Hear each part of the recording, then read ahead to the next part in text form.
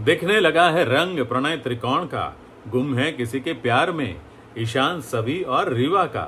नमस्कार, मैं हूं संदीप पंड्या और आप देख रहे हैं मेरा चैनल सीरियल और संदीप। आप सभी का स्वागत है। आगे बढ़ने से पहले आप सबसे गुजारिश है कि अभी तक आपने हमारे इस चैनल को सब्सक्राइब नहीं किया है तो कृपया सब्सक्राइब कर लीजिए, बेल आइकन को दबा दीजिए ताकि आपको हमारे वीडियोस के नोटिफिकेशंस मिलते रहेंगे। ईशान ने रीवा को बुलाया कॉफी पिलाने के लिए। रीवा को लगा कि वैलेंटाइंस डे है इसलिए मुझे बुलाया, लेकिन ने रीवा का पोपट हो गया क्योंकि ईशान ने सभी की बात कर दी, सभी का जिक्र कर दिया।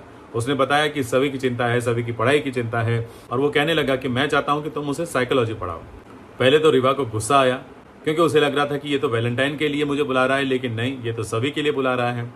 लेकिन फिर भी घर जाकर उसने सभी के सामने जाकर ये बोल दिया कि चलो मैं तुम्हें पढ़ाती हूँ। तो सभी ने मना कर दिया और इस तरह मना किया कि रीवा को और ज़्यादा बुरा लग गया। वो कमरे में जाकर ईशान को मैसेज भी करने वाली थी कि दोबारा मुझे अब सभी को पढ़ाने के लिए मत कहना, उसने मेरे साथ बहुत रूडली बात की वगैरह वगैरह। टाइप किया लेकिन भेजा नहीं। लेकिन ये मैसेज दुर्वा ने देखा तो उसने तो भेज ही दिया। वहाँ अक्का साहब आ गई और अक्का साहब को भी ये बात पता चली तो वो भी रीवा के कान भरने लग गई और सभी के लिए गुस्सा जताने लग गई। तो रीवा के मन में अब आग ज़्यादा भड़क गई है, सभी के खिलाफ थोड़ी और ज़्यादा भड़क गई है। दूसरी तरफ ईशान भी ये मैसेज पढ़ने के बाद और अक्का साहब की बात सुनने के बाद गुस्सा हो गया है तो सभी के पास आ गया। वहाँ रीवा भी आ पहुँची, लेकिन वहाँ सभी ने रीवा को कुछ ऐसा फिर से बोला जिसके कारण रीवा को धक्का लगा और ईशान को झटका। लेकिन फिर ईशान ने भी जब रीवा को बोला कि हाँ तुम्हें चले जाना चाहिए, हम दोनों बात कर रहे हैं, तो रीवा को तो और ज़्यादा बुरा लग गया। तो वो दोबारा बुरा मानकर अपने कमरे में तो चली गई है। लेकिन सभी ने बड़ी ही आसानी से ईशान के दिमाग में ये बात बिठा दी कि उसने जो किया सही किया, क्योंकि वो नहीं चाहती थी कि रीवा मैम एक बार फिर मुश्किल में पड़ जाए, क्योंकि सभी के ही कारण वो कॉलेज में क्लास नहीं ले पा रही थी। और अगर अब उन्हें सभी को ही पढ़ाने के लिए कहा जाएगा तो उन्हें कितना ऑकवर्ड फील होगा। तो इसीलिए उसने मना किया था। ये बात उसने ईशान के दिमाग में डाल दी। ईशान को समझ में आ गया कि मैं फालतू में गुस्सा कर रहा था।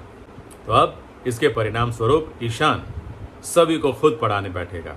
जी हाँ, कॉलेज से आने के बाद वो खुद सभी की क्लासेस लेगा, यानी कि उसको पढ़ाएगा और उसको आगे बढ़ाएगा। और साथ ही साथ ये जो प्रणय त्रिकोण वाला खेल है ना, इसको भी बढ़ाता चलेगा क्योंकि रीवा अब घायल शेरनी की तरह दोबारा ईशान का अट्रैक्शन पाने के लिए या उसके करीब जाने के लिए कोशिश करेगी। वो सभी को बुरा लगे ऐसा कुछ करेगी जिसके कारण सभी को बुरा लगेगा। कभी ईशान को बुरा लगेगा, कभी रीवा को बुरा लगेगा और कहानी ऐसे ऐसे चलती रहेगी। लेकिन दूसरी तरफ अक्का साहब तो योजना बना ही रही है सभी को परेशान करने की, लेकिन राव साहब ने भी परेशान करने की योजना बना ली है। सभी की पढ़ाई कैसे रोकी जाए इसके बारे में सोच लिया है, क्योंकि उनके हाथ उन स्टूडेंट्स की लिस्ट लगी है जिन्हें स्कॉलरशिप मिलनी है और उसमें सभी का भी नाम है। तो वो स्कॉलरशिप रोकने की कोशिश करेंगे, सभी की पढ़ाई रोकने की कोशिश करेंगे। देखते हैं कितने कामयाब होंगे। संभावना तो बहुत कम है, लेकिन फिर भी कहानी में कैसा ट्विस्ट आएगा, किस तरह से आएगा, ये जानने में मज़ा तो आएगा ना। हमें भी जैसे पता चलेगा हम आपको फ़ौरन बताएंगे। देखते रहिए हमारे वीडियोस। और हाँ, अगर अच्छा लगा हो तो लाइक कीजिए, शेयर कीजिए अपने दोस्तों के साथ और सब्सक्राइब करना मत भूलिएगा। Thank you very much.